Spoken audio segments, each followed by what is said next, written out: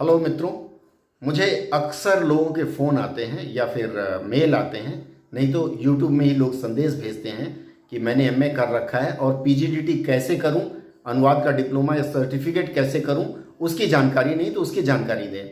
आज के इस वीडियो में मैं उन मित्रों के लिए विशेष जानकारी लेकर के आया हूं।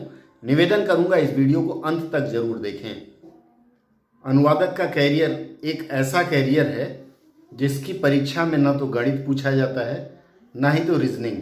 आपको सिर्फ अंग्रेजी और हिंदी पढ़ना है और उसी में प्रश्न पूछे जाते हैं। ऑब्जेक्टिव प्रश्न भी उसी के होते हैं। इसके अलावा आपको पेपर 2 जो होता है उसमें एक अनुवाद करना होता है और एक आपको एस्से लिखना होता है, वो भी अधिकतम 500 शब्दों का। अर्थात इतना आसान पेपर होता है जिसमें हर व्यक्ति शामिल होना चाहता है और इसमें काफ़ी कंपटीशन कम है। मुश्किल से 15-16 हज़ार आवेदन आते हैं और लगभग 250-300 लोग इसमें हर साल भर्ती लिए जाते हैं। इतनी आसान चयन प्रक्रिया और कैंडिडेट कितने मिलते हैं? बहुत कम। हर व्यक्ति चाहता है कि जैसे ही मैं ग्रेजुएट हूँ या पोस्ट ग्रेजुएट हूँ मुझे कोई ना कोई नौकरी मिल जाए। तो मित्रों, जो लोग ऐसे हैं जो जीवन में एक अच्छा करियर बनाना चाहते हैं और अच्छा वेतन पाना चाहते हैं, उन सबको मैं सलाह दूंगा कि आप अनुवादक के करियर की ओर कदम बढ़ाएं। इसके लिए करना क्या होगा? जैसे ही आप ग्रेजुएशन में आते हैं, आप केमिस्ट्री पढ़िए, फिजिक्स पढ़िए, मैथ्स पढ़िए, उसके अलावा चाहे जो भी विषय पढ़ें, लेकिन आप यह ख्याल रखें कि आप कम से कम 2 वर्ष, अधिकतम 3 वर्ष पढ़ें तो बहुत अच्छा है। अपने पाठ्यक्रम में हिंदी और अंग्रेजी दोनों अवश्य पढ़ें। अगर हिंदी और अंग्रेजी का विकल्प न हो तो आप उसमें से हिंदी अथवा अंग्रेजी कोई एक प्रयास करें 3 वर्ष पढ़ने का। एक बार यह पाठ्यक्रम आपका पूरा हो जाए, उसके बाद आपको लगता है कि आपने जो पढ़ाई पढ़ी, बीएससी पढ़ी, बीकॉम पढ़ा या फिर बीटेक किया, उसके बाद अगर आपको वहाँ करियर के अवसर कम लगते हैं तो फिर आप एमए हिंदी से कर लीजिए। एमए हिंदी से करने के बाद आपको हिंदी के क्षेत्र में करियर के अपार अवसर मिलेंगे। बैंकों में हिंदी अधिकारी लिए जाते हैं, पीएसयूज में हिंदी अधिकारी और हिंदी अनुवादक लिए जाते हैं। इसके अलावा भारत सरकार के कई ऐसे विभाग हैं जो अलग अलग अनुवादकों की भर्ती करते हैं। आप उन भर्तियों के लिए पात्र हो जाते हैं। नहीं, जरा रुकिए। एमए अगर आपने हिंदी से कर लिया और ग्रेजुएशन में आपने एक विषय हिंदी अथवा अंग्रेजी रखा है या अंग्रेजी रखा है एक विषय, एमए आगे चल के हिंदी में किया हो, या फिर ग्रेजुएशन आपने हिंदी में किया हो, एमए अंग्रेजी में कर लिया हो, उसके बाद आपको एक छोटा सा डिप्लोमा 1 वर्ष का और करना पड़ता है। यह डिप्लोमा है post graduate diploma in translation.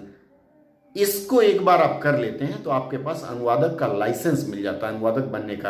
अर्थात जब भी कहीं से अनुवादक की भर्ती निकलती है तो आप उसके पात्र बनते हैं और उसके अनुसार आप उसके फॉर्म भर सकते हैं, उसकी पात्रता परीक्षा में बैठ सकते हैं और अनुवादक के रूप में चयनित हो सकते हैं। बहुत मित्रों को यह संशय होता है कि अनुवादक का यह पाठ्यक्रम या कोर्स कहाँ से किया जाए।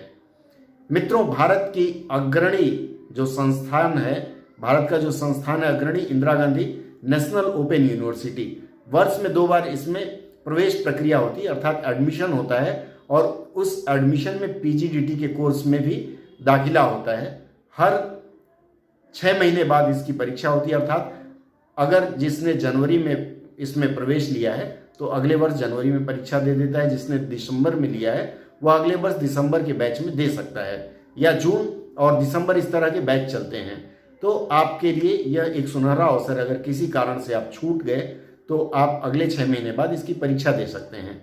और अब तो जो नई शिक्षा नीति आई है उसमें तो यह सबके लिए खुली छूट है कि इंजीनियर चाहे वह भी साहित्य पढ़े, डॉक्टर चाहे वह भी साहित्य पढ़े। तो यह आपके लिए एक सुनहरा अवसर है। इग्नू में इस वर्ष 31 अगस्त तक अंतिम तिथि बढ़ा दी गई है और यह सुनहरा मौका है कि जिन लोगों ने पीजीडीटी नहीं किया है, एमए कर लिया हुआ है और बाकी पात्रताएं पूरी करते हैं, वो अगर चाहें तो तत्काल इसमें प्रवेश करा लें। इसमें शुल्क भी बहुत कम है, 4-4.5 हज़ार रुपये फ़ी है आपकी।